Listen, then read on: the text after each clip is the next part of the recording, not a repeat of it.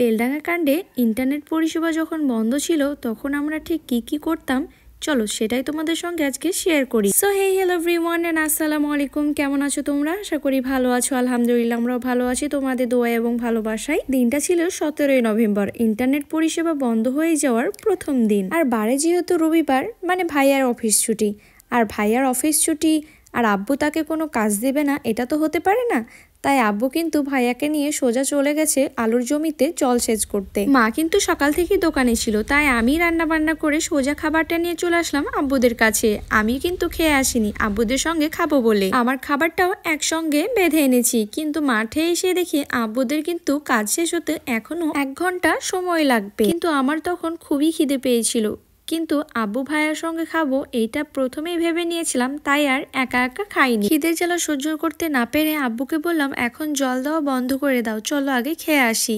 কিন্তু আব্বু তো কিছুতেই রাজি হলো না। আব্বু আবার বলছে এটা আবার হয় নাকি, মাঝখানে জল বন্ধ করব কেমন করে? আমি বললাম কেন হবে না, জলও আমাদের জমিও আমাদের, আমরা যখন ইচ্ছা তখন দেব। আমার এই কথাগুলো শুনে কিন্তু আব্বু অনেক হাসছিল, কেন সেটা বুঝতেই পারিনি। অনেক কিছু বোঝানোর পরেও আব্বু যখন বুঝলো না, তখন আমিও কিন্তু মাঠে নেমে পড়লাম জলসেচ করতে। এইটা ভেবে আমি যদি কাজে সাহায্য করি তাহলে কাজটা হয়তো একটু তাড়াতাড়ি হবে। আমিও কিন্তু প্রায় জমির 4 ভাগের 1 ভাগ জলসেচ করেছি। তারপরে সবাই মিলে কাজ শেষ করে চলে আসলাম খেতে। খিদে যে শুধু আমাকেই লেগেছে এমনটা না, খিদে কিন্তু ভাইয়া আব্বু সবাইকেই লেগেছে, কিন্তু কাজের চাপে কেউই কিন্তু খেতে বসতে পারছিল না। জমির পাশেই যে আমবাগানটা আছে, আমরা কিন্তু সবাই মিলে সেখানে খেতে বসে পড়ি।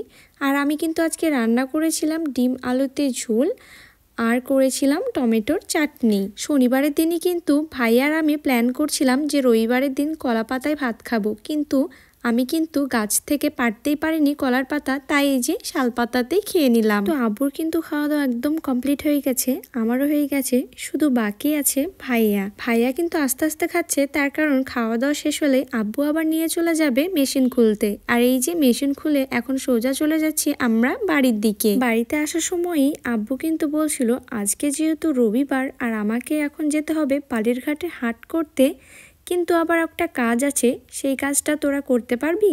আমরা বললাম হ্যাঁ পারবো।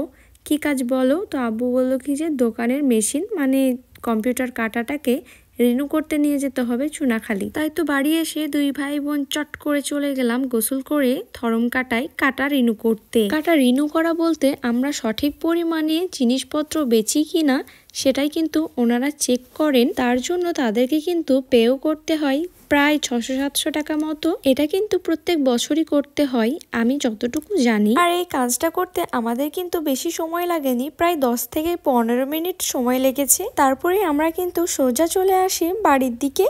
আর বাড়িতে আসার সময় আমরা কিন্তু কিনে নিই গরম গরম সিঙ্গারা আর চাটনি। বকুলপুর যেতেই ডান দিকে যে মিষ্টির দোকানটা আছে সেখান থেকে ভাইয়া কিনে নেয় এই সিঙ্গারাগুলোকে, আর সঙ্গে দিয়েছে ফ্রিতে তেঁতুলের চাটনি। সিঙ্গারার সাথে তেঁতুলের চাটনিটা কিন্তু খেতে বেশ মজা লাগে। আজকের মতো আল্লাহ হাফিজ।